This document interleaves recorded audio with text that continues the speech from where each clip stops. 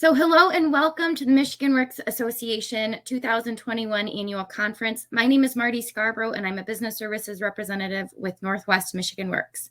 On behalf of the staff at the association and all of our sponsors, we thank you for being a part of the conference and the session titled Childcare in Rural Regions, Getting Started with the Right Conversations.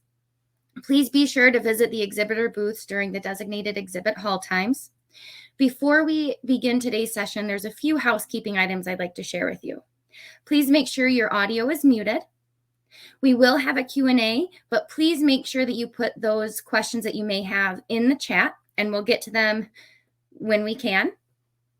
We are eager for your feedback about the conference and the session, so please take a few moments to complete the short survey that is in the chat already.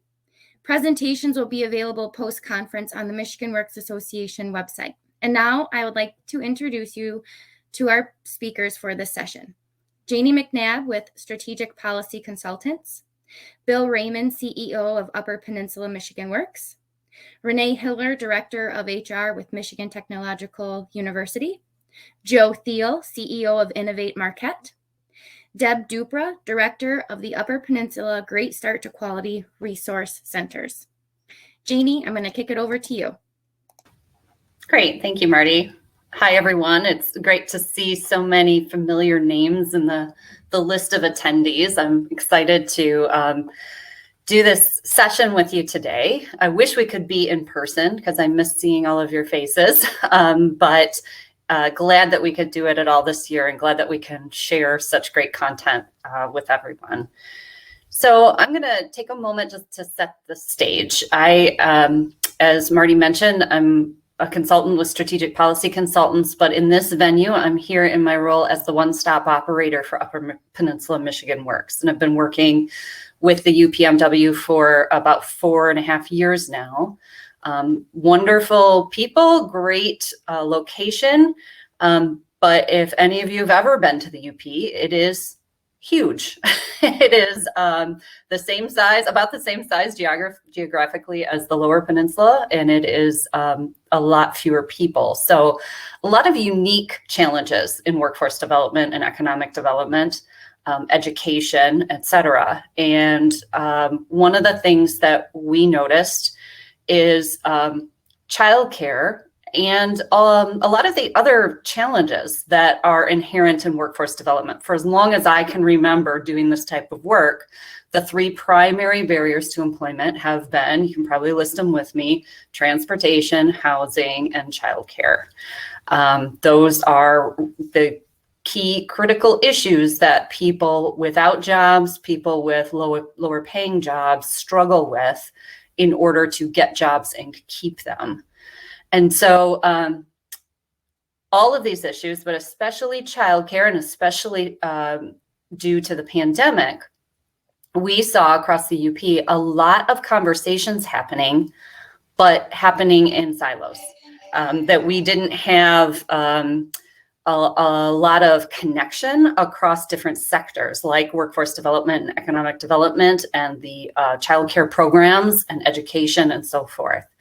So we decided it was worth starting some conversations and starting to try and connect some of those conversations. So that's really the stage for this session of the conference. And I'm going to ask each person on the panel just to quickly introduce yourself. I know Marty gave your name and title, but maybe just share what you do and then just briefly what you think is the key issue when it comes to childcare. You know, what is the primary problem that we're seeing? Is it availability? Is it affordability? Is it the workforce, et cetera? And then we'll go into detail as we continue the conversation. So why don't we start with Bill? Why don't you go ahead and just share real quick who you are and what you think of that primary issue? Yeah, thanks, Jeannie. My name is Bill Raymond. I'm the CEO of Upper Peninsula Michigan Works.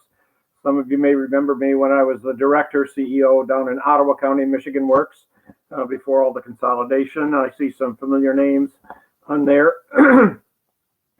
So again, as Jeannie mentioned, the UP, 300,000 people, 16,000 plus square miles. When I was in Ottawa, about 300,000 people, 600 square miles, a bit of a difference. So there's a lot more territory to cover in the Upper Peninsula. And I think, as Jeannie mentioned, all of the issues that are there, I think to me, it's all intertwined. It seems like I've been talking about this for the last 30, 40 years. I've been around a little bit, around the block, so to speak, and have a lot of experience. And some of the same questions we're dealing with now, we dealt with 30 years ago. And I think it's that kind of inscrutable interaction of 2 steps forward, 3 steps back kind of a thing. And if you make some progress in one area, something else rears its menacing little head. So I think that kind of interaction.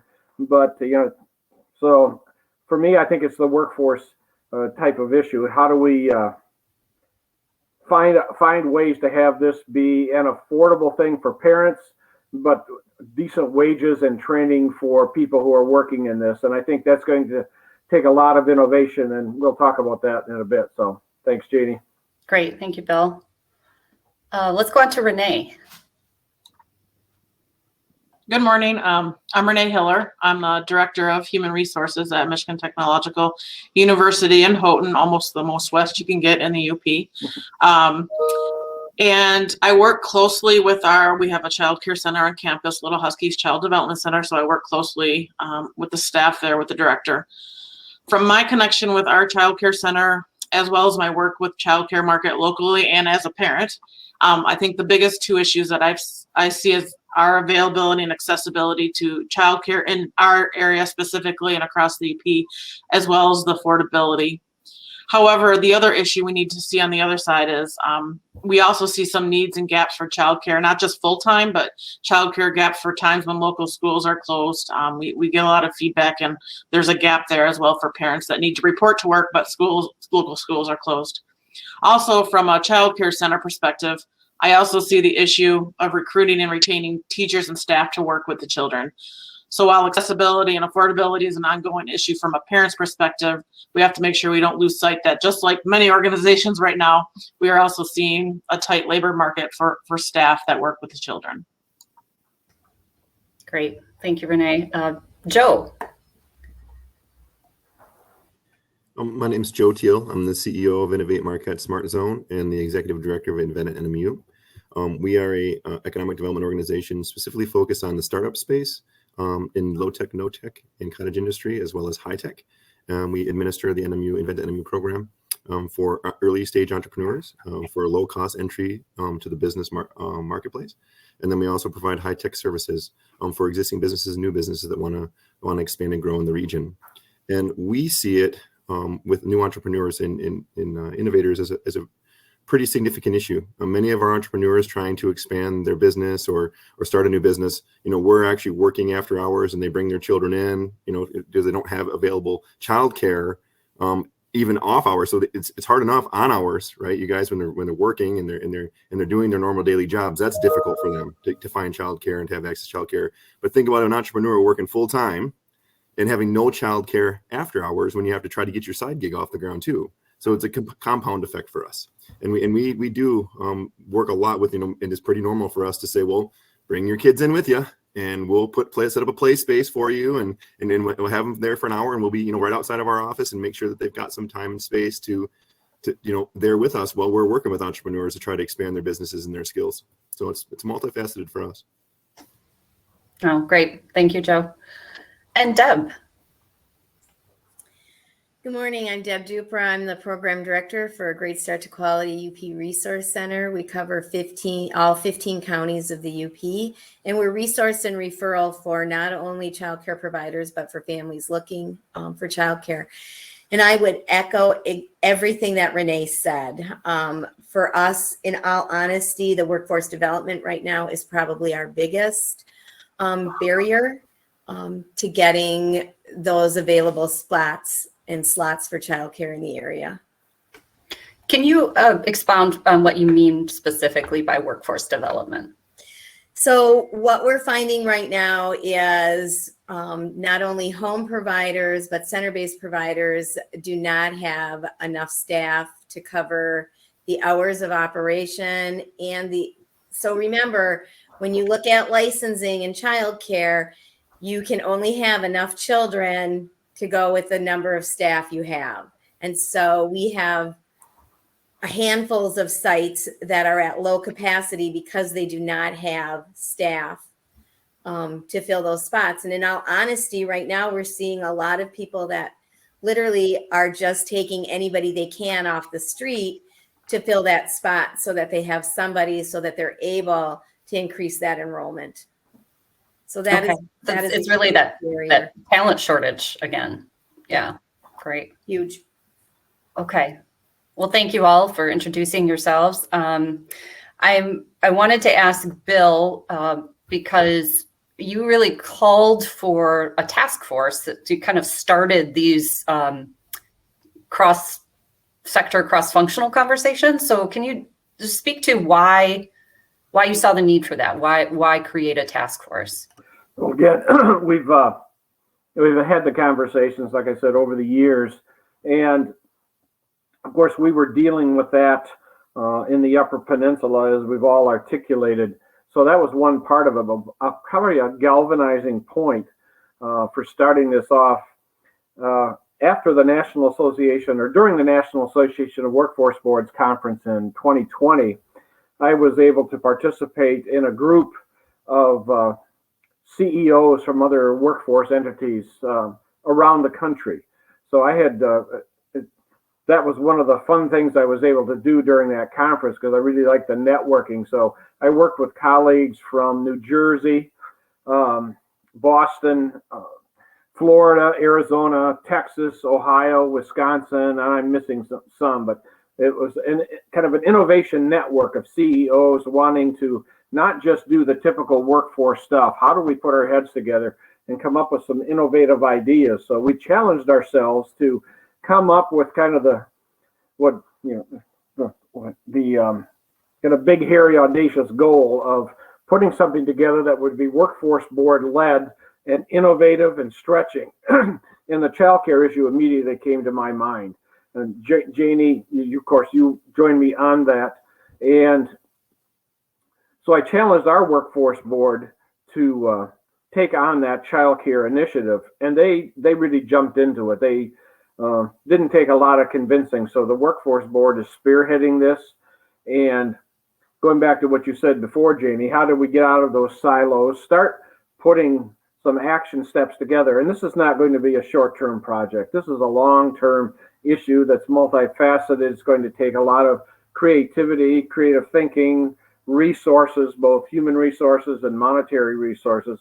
And I think we've got the moment is ripe with all the money flowing. Now, I think that's good with the money flowing, but we're going to need some long-term sustainable plans. So I think this is a good time to start things, but we will have to think through how do we sustain this, because all the money flowing through ARPA and other mechanisms, state money, is not going to last forever. I mean, it's kind of a tongue-in-cheek say it's an obscene amount of money, and some people are saying, how are we going to spend this all, even at the government level? But we probably won't have any trouble spending it. But how do we sustain this over time and really make a difference in all these deep, intractable problems? Because we're talking about our future. The child care issue just is so, like I say, so multifaceted. So that was really the impetus for doing this. And how can we go in it for the long haul? One of my favorite quotes is, a person I respect talked about engaging in things from the perspective of a long obedience in the same direction. So how do we put our nose to the grindstone and just hunker down and do this over time? So that's what was behind it.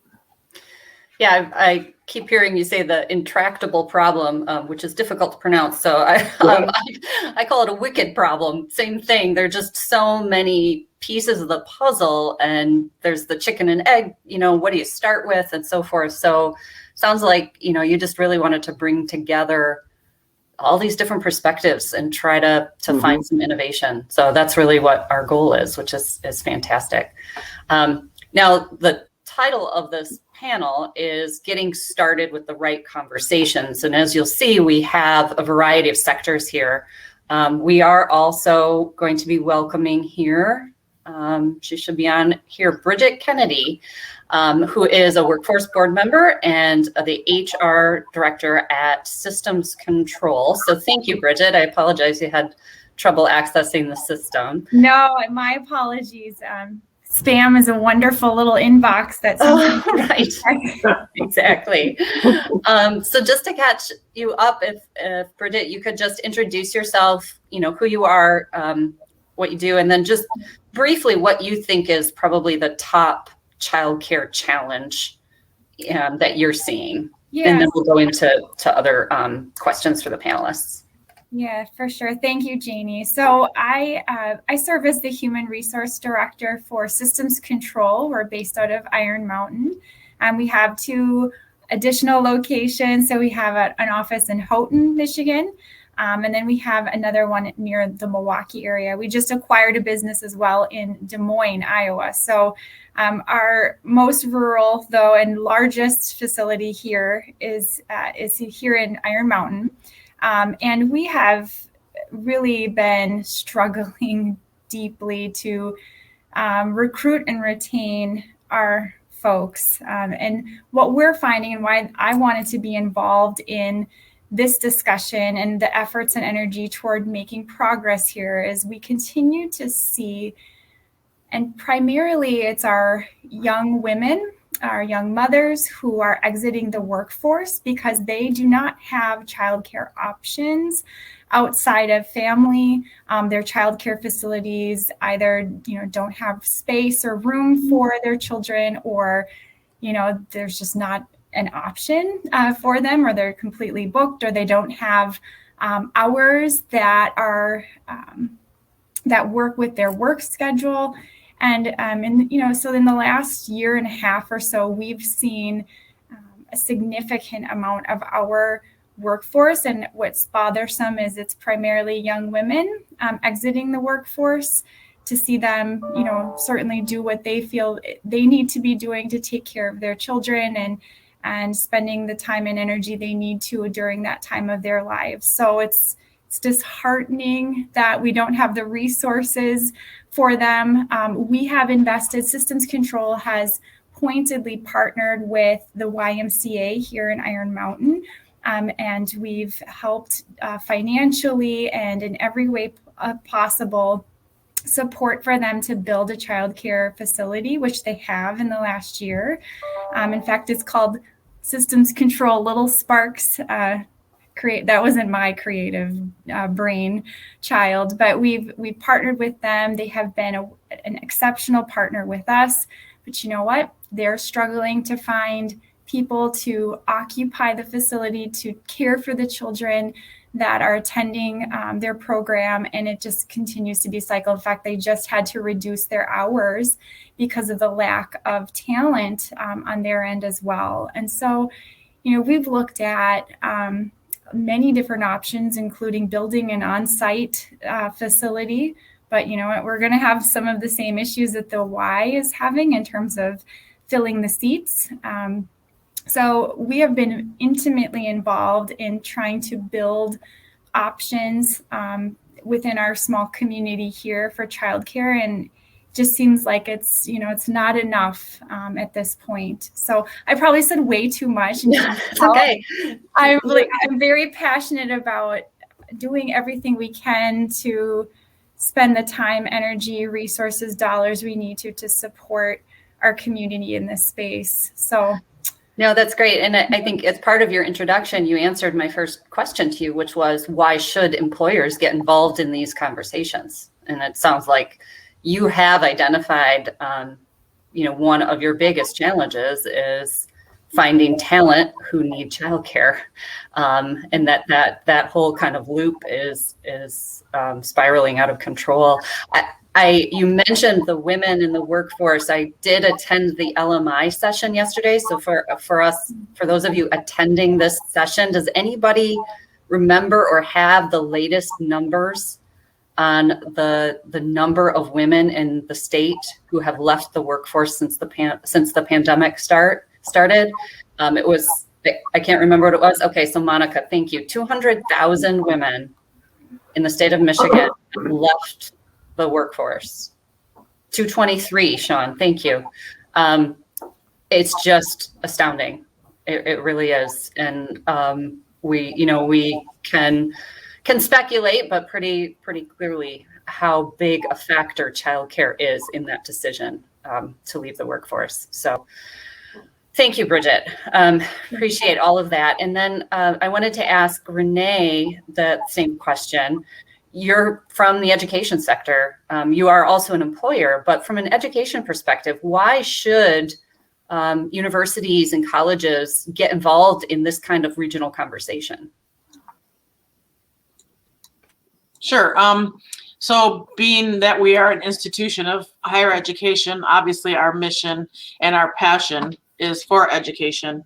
And education, we believe, obviously starts from early on, from day one for children. So we feel that while our main focus is our college and university students, that access to high quality childcare and education is extremely important for children in our local area or wherever you may be from. Providing access to childcare for our faculty and staff as an employer in the community is very important to ensure that we support our employees to help with recruitment and retention of our faculty and staff, because we're seeing the same labor crunch that Bridget just mentioned. So high quality childcare is beneficial for not only the institution, but the entire community, and should be important to parents, employers, and childcare centers alike. And that given our mission is education, and we have, obviously almost 400 professors on campus, we could provide support, resources, and expertise in addressing some of the local childcare issues that we've seen. And we have, we opened our own childcare center in 2007 on site. So we have the expertise that we've done that before, filled up pretty quickly. So we're seeing that, while we do provide that support for our faculty and staff, that wasn't enough, and that we're still seeing the crunch of childcare needs within the area.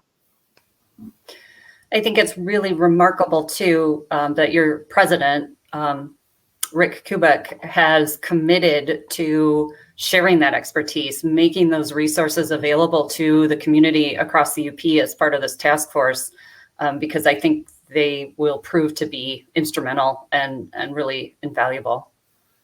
So that's a real testament of commitment. I think that is important to remember when looking at starting these conversations about childcare and gathering all these different perspectives. So Joe, can you share a little bit more about the economic development perspective? Why is it important to get economic development involved in these conversations? Yeah, in terms of economic development and innovation, I see a lot of innovative ideas, come across my desk in terms of applications and technology and progressive businesses who are utilizing their staff in a creative way, or like we saw in the chat here, we've got moms coming together and creating co-ops for childcare, and being able to manage that through technology. Economic development wise, if you look at trailing spouses, we really have a talent attraction campaign that's coming on. And so looking at these available, innovative people coming to the area, one of their first concerns is childcare. Like, what am I going to do for childcare? If I'm going to bring my business here, I'm going to bring my staff here. If I'm going to bring you've got multiple technology companies and innovative companies that want to come to the area. If they don't have that satisfied, there's no way that we're going to be able to attract them, right? And talent itself. People come here, they enjoy the outdoor recreation, they enjoy the tourism that we have, and they want to eventually come and stay. But they look at these issues in childcare and housing and other. They're not going to stay. They're going to go back. And also, you have this major issue with trailing spouses, whether it be stay-at-home mother, father. They're also wanting to get back into the workforce, right? As things turn back around. Well, how are they going to do that? Right? It's a major issue. We hear about it all the time from entrepreneurs coming to the area and talent coming to the area.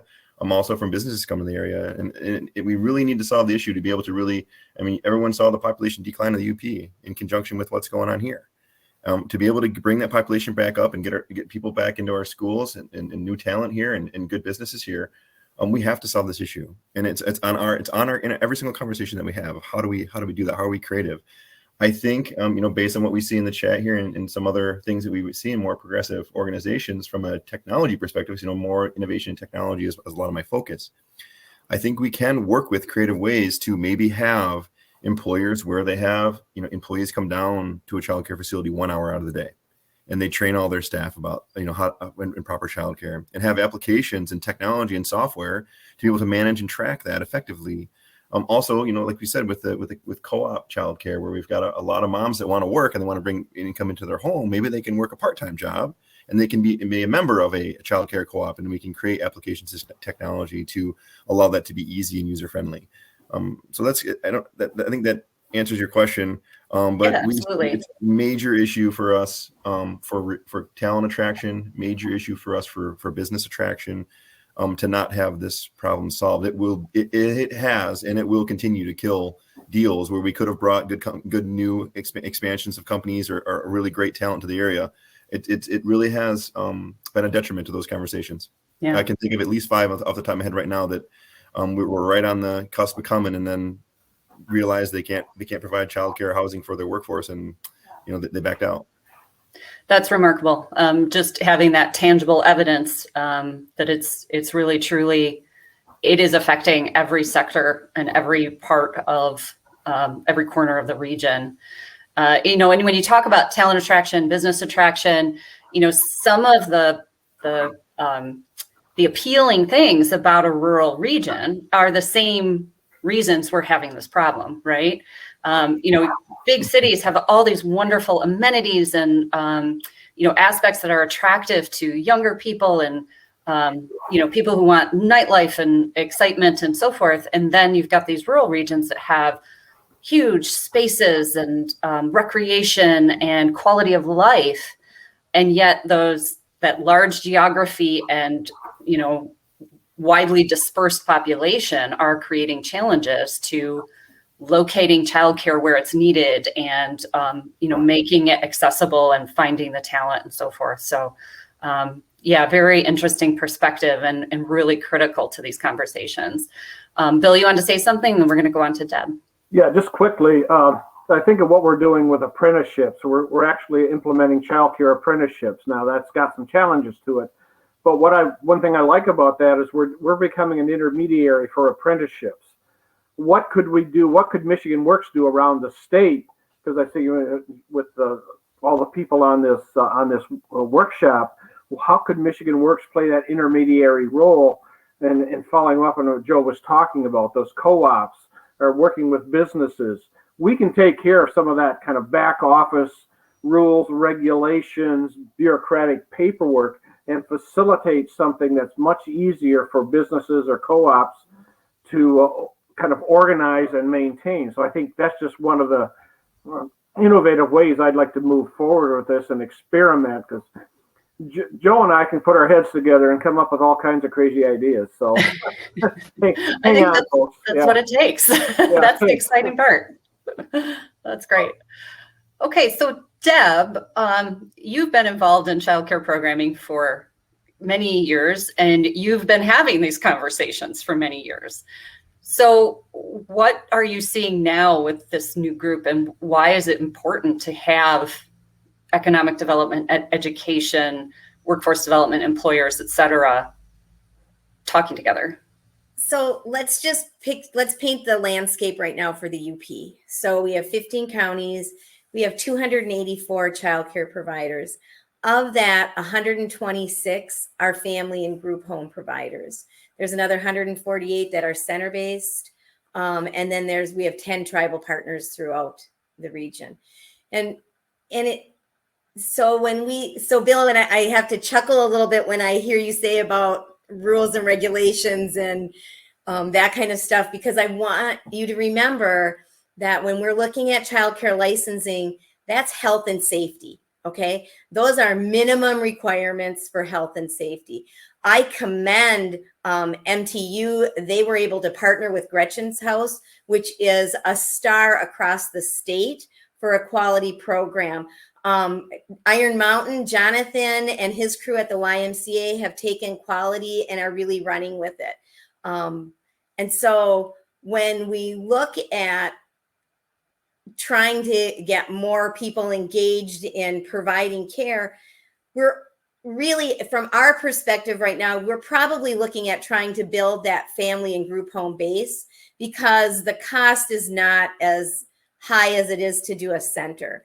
You also have a lower number of staff that you need. You still have the same rules and responsibilities where health and safety come into play.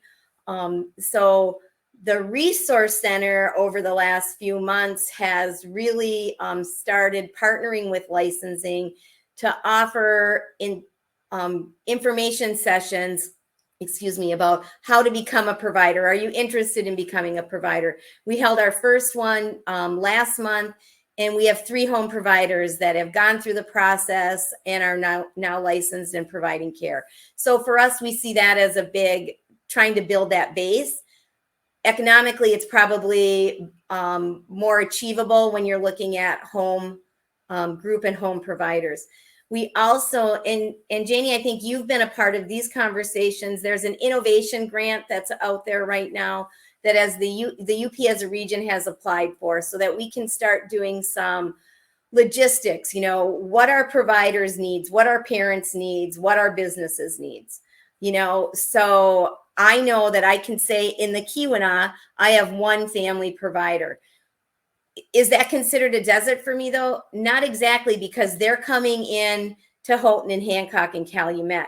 Now, are there enough slots for them in those areas? Absolutely not. But I think we'll be able to look at a bigger picture and have a better conversation about where we start. Bill, we've loved the apprenticeship program. We've been working with Colin from the beginning on that. In fact, I think that's starting. If it didn't start last week, it's starting in the next couple of weeks. And I believe we have 10 people engaged in that apprenticeship program.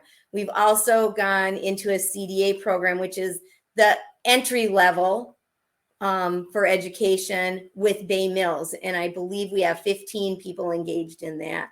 So it's a big picture, but I think we need to gather some of that data so that we're going in the right direction, because it's hard right now. And it's really hard to expect somebody to go to school for 4 years to be that lead teacher when they're making just above minimum wage. So that's the other thing. I know that that's with some of the ARPA funds, I know that has been part of the conversation. I'm not sure, though, how they make that sustainable. I think the other piece that we have right now in childcare is we have increased the GSRP slots. And for those of you that don't know, that's the public preschool for 4-year-olds. And so what we're doing is we're taking 4-year-olds that were in private sites, whether it be centers or home, and we're moving them into those GSRP school districts, which then becomes another barrier and hardship for our private sites. So long-term, the effect for that I see is then we lose that base of infant toddler care. And if we don't have that infant toddler care, the rest of it is going to fall apart. So thank you so much for painting that picture and really, describing what we're dealing with. I think that's kind of a key part of starting this conversation. And, just as a, more information for our attendees about how we are structuring this. One of the key things I think is setting up this group with all these diverse perspectives and then being able to communicate across sectors. So one of the things that I've started doing with this group is sending out updates periodically.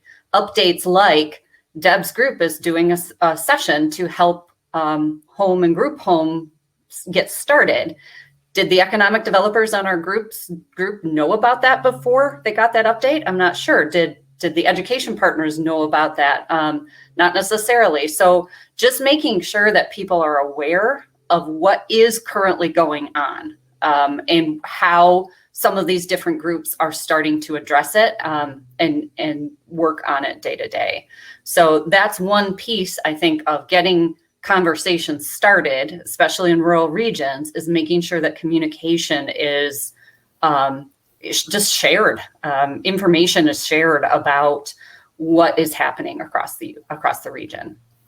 To that point, Janie, one of the members of our Upper Peninsula Collaborative is Joan Blau. She works with the Early Childhood Investment Corporation. And Deb mentioned that the UP is going after some of that money. But one of Joan's primary points and pain points is that she has been trying to get the attention of economic developers around the state, working with MEDC, things like that. And that's not, she can't get any traction with MEDC. Now, I happen to have some good connections with MEDC because I'm on the state CDC group that meets monthly in Lansing. So I've been trying to pique their interest. But for those of you on the call, work with your local economic developers. And I would say, let's try to build some momentum in talking with MEDC and your local economic developers to get this word out. And to some of the points that Joe was talking about with that economic development community, because we all feel the same pain, but how can we start to put some resources together and get some critical mass from that economic development perspective?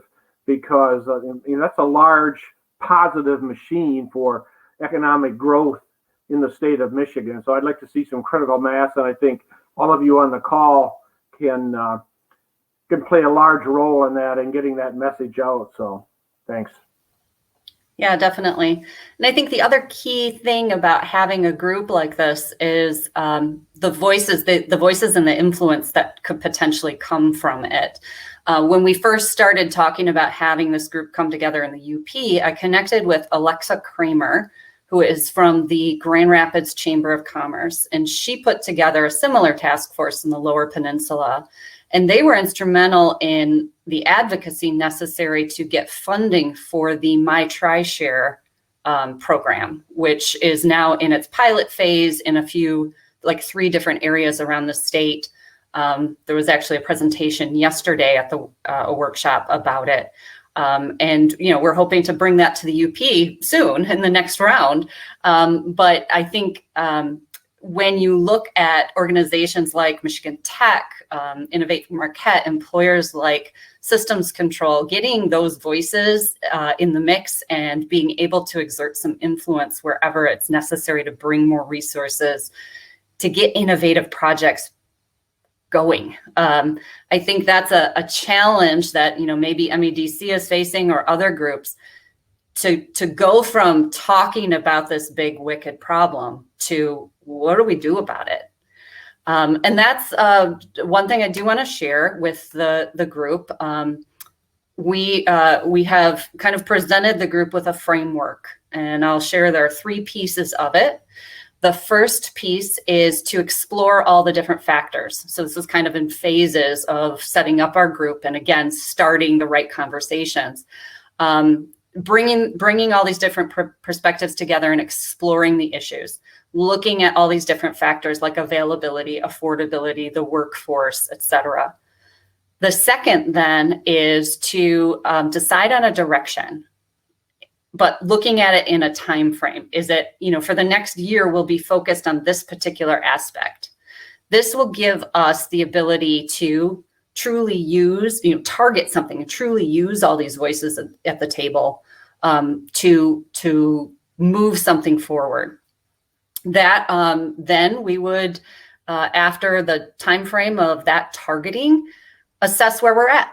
So that's the third step is look where we're at, see how much we've moved the needle, determine is there new data, Deb will be bringing forward a lot of information if they receive this grant and are able to pull together those surveys and focus groups. So should we now use this group to focus on something different?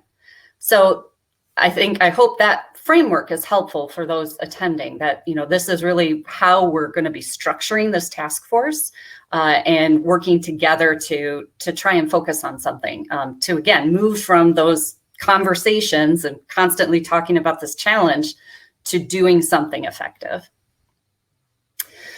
So let me ask the panelists a few more questions, and I'll just open this up to any of you who'd like to answer. What are you seeing in terms of how these challenges are different in the UP than in urban areas? Those of you with colleagues in other places, what are you seeing in terms of the differences, UP being a rural region?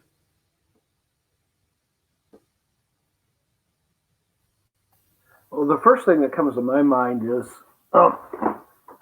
and others may agree or not, but I think the transportation issue in more urban areas, especially areas that have good mass transit. Of course, I think Michigan as a whole is challenged on the mass transit issue. We're not quite, New York City with the subway system and all that, but just not because someone may work at a company, because I know, like, with systems, you have people, Bridget, you have people coming from significant distances. They don't all live in Iron Mountain, Kingsford, and like Marinette Marine down in by Menominee and Marinette, Wisconsin. A lot of they're in northern Wisconsin, but a lot of their workforce comes from a significant distance in the UP. They have some people travel an hour away. So, but if their childcare needs and then getting to work and getting back home and things like that, I think the transportation issue is something that impacts rural areas in a different way than it does urban areas. Although urban areas have their own challenges, and in many respects, I think there's probably more similarities in some of the urban and rural things. We're all dealing with some of the same stuff, especially as we talk about availability, affordability, workforce issues, all of that. So, but transportation does provide a unique barrier in rural areas. Yeah, for sure. Bridget, do you want to speak a little bit more to, having different locations, what you're seeing in terms of the differences? Yeah, you bet. So we primarily are experiencing the most stress in this particular space in the Iron Mountain area. So we've just acquired a organization in Des Moines, Iowa, and we're seeing limited. We have 80 people that work in that facility, and we know of one person with some challenges around daycare and childcare in general. But here in Iron Mountain, we actually just did a survey of all of our employees to understand what are your needs, how can we help, are we doing the right things? So we have about 750 people in this facility, and about half of them said, yeah, I have childcare needs. And what we've found is in the last 2 years, COVID has really put a lot of additional strain in this space because once upon a time, grandma, grandpa, aunts, uncles, right, people who maybe have been immunocompromised were watching and caring for children, whereas now we're more mindful than ever about the risks of doing so. And those options are quickly going away. So what we find in the Iron Mountain area, people from here tend to want to stay around here. And so they have additional options through family members for care. But COVID has put a huge damper on that for our employees. And so just like Bill mentioned, the transportation is one piece, but I just think resources in general aren't as readily available to our folks in the UP. And so options are limited. And, we found that, I shared a little bit about the fact that we've got people leaving. And last year, this 2021, so far year to date, we've had 22 people have to leave because of, or move from full-time to part-time and make adjustments to their schedule because of the fact that they don't have any options other than, themselves or a spouse. So I don't know if that helps. Yeah, that definitely paints a picture. And I will say, for those of you who aren't aware, a company employing 750 people in the UP is huge. You are one of the biggest employers in the UP for sure. Just the scale of it. One thing that we've heard too, just to add a little bit, and Bridget, I appreciate what you're saying a lot, because a lot of our clients are talking about it, is also work quality. People are worried about their family first, always. And of course, we want our employees as well to have a wonderful life experience with their family and ensure that they feel secure and they bring them their best self to work. What we find a lot in the conversations, when we dig in with employers, is our work quality has gone down as well because of the COVID issue, because of childcare is significant. If you're wondering if your kids are in a good location or what you're going to do tomorrow, it's really hard to focus at the workplace. So I think there's, like you said, there's trickle down effects. I think that is one, and I'm sure you guys have a program to address. You guys did a survey that's amazing. I would love to see that survey, and maybe at some point we could share it with other as a best practice for other employers. Would be amazing for us to have. But I have heard a lot of that, where people come to work and they're not fully focused because their family, they're concerned about it. And this is, so it's a childcare issue, but it's also a work quality issue. And I think we should absolutely address it together. Absolutely. Deb or Renee, did you want to talk a little bit about the special challenges of being in a rural area? I don't know that our challenges, in all honesty, are any different than anywhere else across the state right now, is what I'm hearing from my peers. It's all, again, same things that we've been talking about. Yeah, great. Renee? Yeah, I would echo that. I think, being that we're, the rural, the resources and amenities that we don't have that other areas do have does pose an issue. But I think from my conversations with other universities within the state, they're seeing the same type of issues, of labor shortage, childcare issues, things like that. So it's not just unique to the rural, but I think we have a harder time getting over the hump to get those issues resolved and find creative solutions to get there. Yeah. Okay. Thank you. I would like to open it up to any questions. I don't see any right now in the chat, but any questions from attendees. I'll keep asking questions of the panelists, but if anyone does have questions, feel free to add them to the chat. Or just ask to share your video and audio, and we can bring you on for the conversation. So my next question is, in an ideal world, if you had a magic wand, how would this problem be solved? What would happen first that you think would have the right domino effect, essentially, to solve this problem?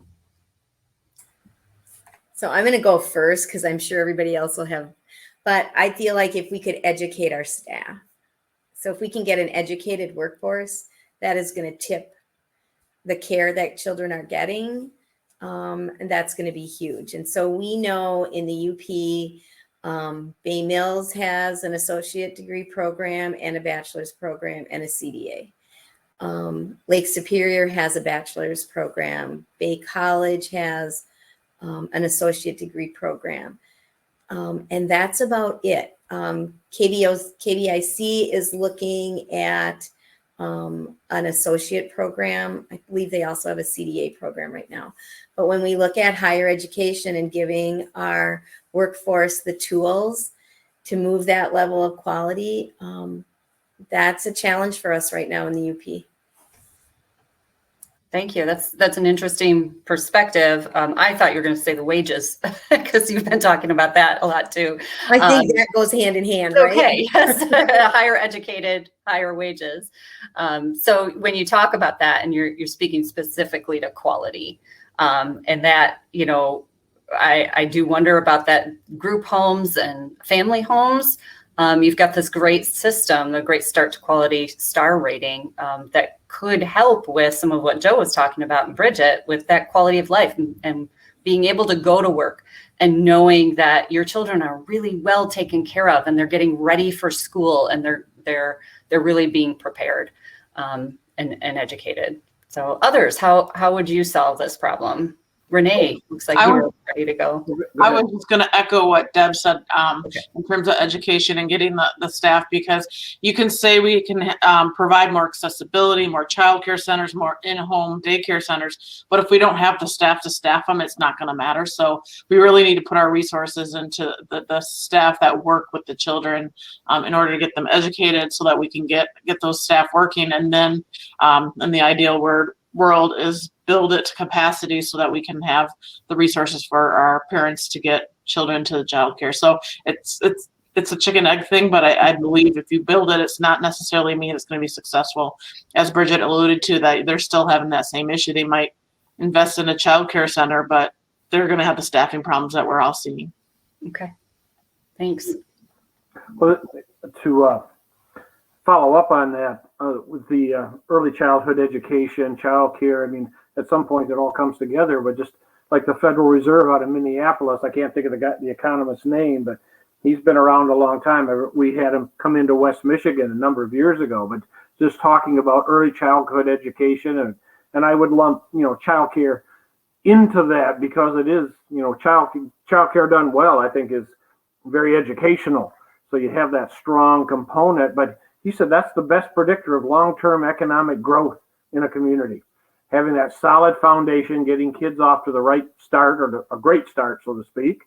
And it bears itself out in higher wages, family stability, other things like that. So I think it's just, how do we kind of get that word out, that we're not just talking about some nice add-on to help some families from a social service perspective. This has long-term positive implications for our society, period. So It's transformational. Transfer very much so. Yeah, great. Joe? One thing that I don't know how to solve it. It's multifaceted, I think, and it's going to take a lot of great people in a coalition to get the dollars that we need. Number one, I really think it stems down to how do we creatively get together in a coalition to get a big enough voice to get the dollars we need. We've seen it in economic development. We're applying for multiple massive grants through the EDA for economic development.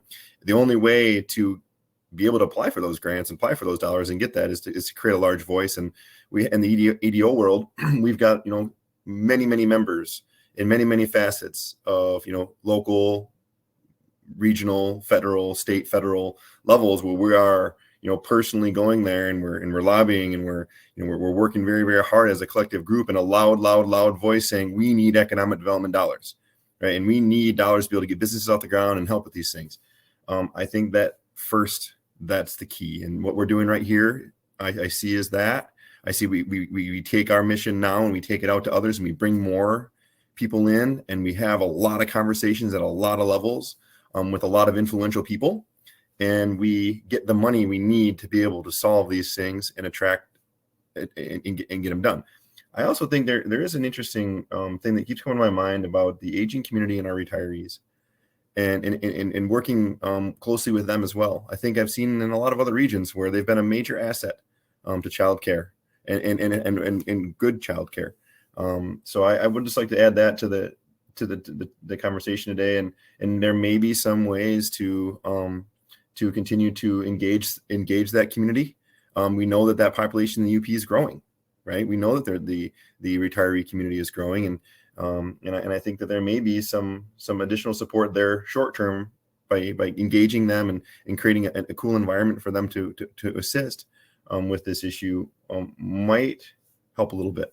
But I think it's many facets. But the biggest thing for me is a coalition of people together with a very loud voice and an educated voice, going to influence to be able to work with the MEDC. I mean, MEDC is releasing a whole lot of money. The state budget is $6.5 billion,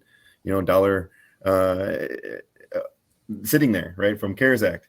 We need to get together as a group and find the ways to get it done.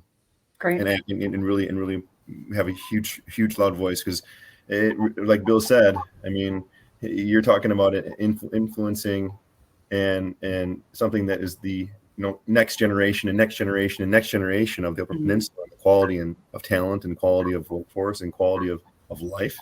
And the brain drain that's been happening, there's a reason for it, right? I think if we can solve this issue that will also assist us in solving many others that we need to work on. But it's the voice for me. It's the strength of the voice that we can create as a coalition. Wonderful. Okay, thank you, Joe. And Bridget, what are your thoughts? I don't know if I have anything additional, but if I had to prioritize when I look at big picture, and having the good fortune of, being a part of a community where we've invested dollars, time, and energy into this space, and it's still a problem for us and for our community members.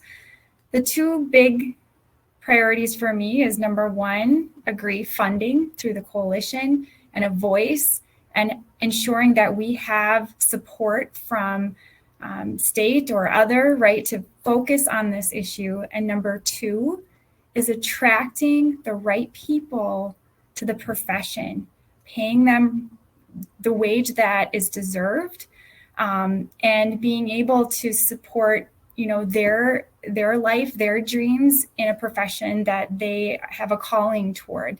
I've known many people, I'm sure we all have, who have had a calling toward early childhood or something related, and for them, especially if they're parents as well, it's tough to pay the bills, right? If you're going to be living in that space. So there's got to be a partnership with funding and attracting the right people to the profession to make it work. A big piece of this for us, right, is when we looked at our survey and asked our employees, what's the most important components of childcare for you when you're looking? Number one is safety, security. And the reality is number two is cost.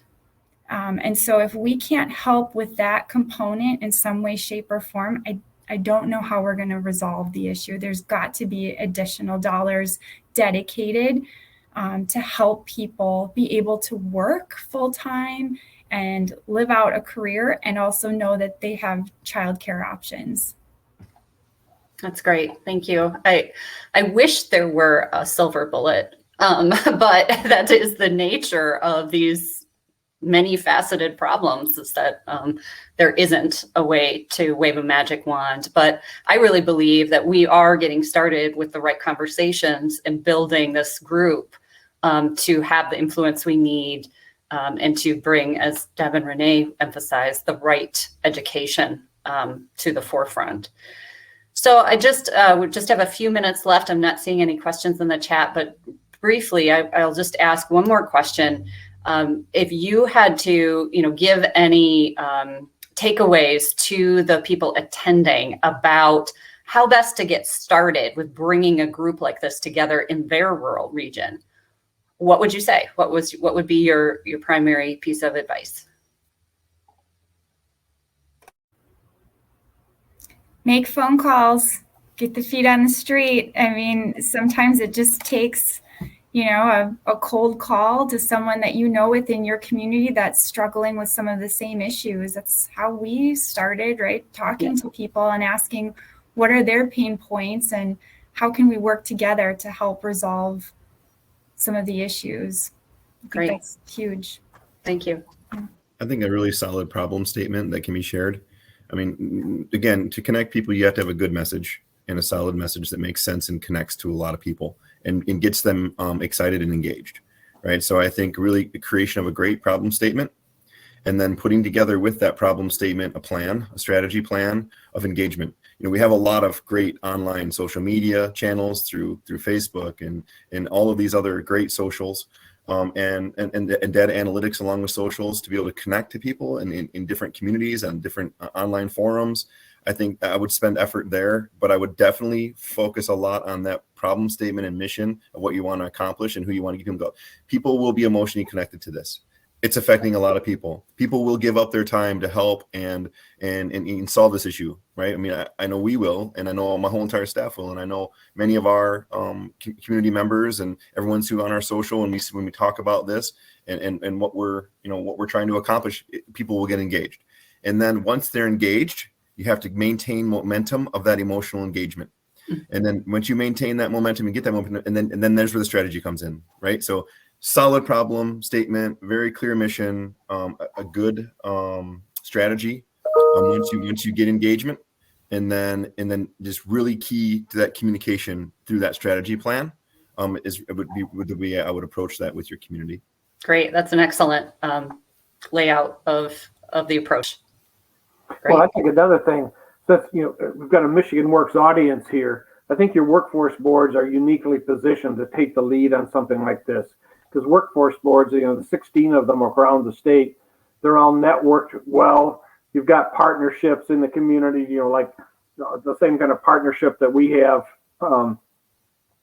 So building those relationships with your partners and utilizing the strengths and resources of all those partners, because we're going into this in the UP as Michigan Works doesn't have all the answers. We need the collaboration and the input and the resources of everyone around the table. And of course, there are a lot of other partners that are on this workshop, but I think the workforce boards can take that lead and work with other businesses to make those connections And the other, this is not quite tongue in cheek, but hire someone like Janie McNabb to spearhead this for you. So she's been great. I can have the ideas, but Janie gets the work done. So I would advocate for that. It does take a dedicated effort, and Yep. Many of you in workforce know things just kind of get added on, and it doesn't get the time and attention. So if you can take someone to focus on it, that I think is really helpful. So thanks, Bill. Renee and Deb, your thoughts? I was just going to say, when you're having the conversations, always make sure that you ask the people that are closest to the work. Make sure that you're talking to the childcare centers and getting the parents' perspective, looking at resources. Like I said, as an educational institution, we have the resources that could potentially help support this type of endeavor. So make sure you're talking to people closest to the work, so that they live it day in and day out, and we can't forget that perspective. I would certainly agree with that. I think you need to have the voice and you need to have that conversation. And so I echo everything that everybody else has said. Excellent. And I would say too, even just before you define that problem statement that Joe was talking about, is, talking to people who are closest to the work and find out what is going on right now. So, that's part of those updates I'm trying to share, is, what work is happening, and try to connect it across the region and with different sectors, so that everyone's informed, and then not duplicating, because we all know that we try to avoid that as much as possible. Well, we are at our time, and I want to thank our panelists so much for coming together to share this. And I'll ask Marty if there's anything else. No, there's nothing else. Just thank you all for participating. Be sure to go back to the main session and do some networking if you'd like to. Just thank you everyone for being here. Thank you to our panelists. And this was a really great conversation. Thank you, everyone. Thanks for attending.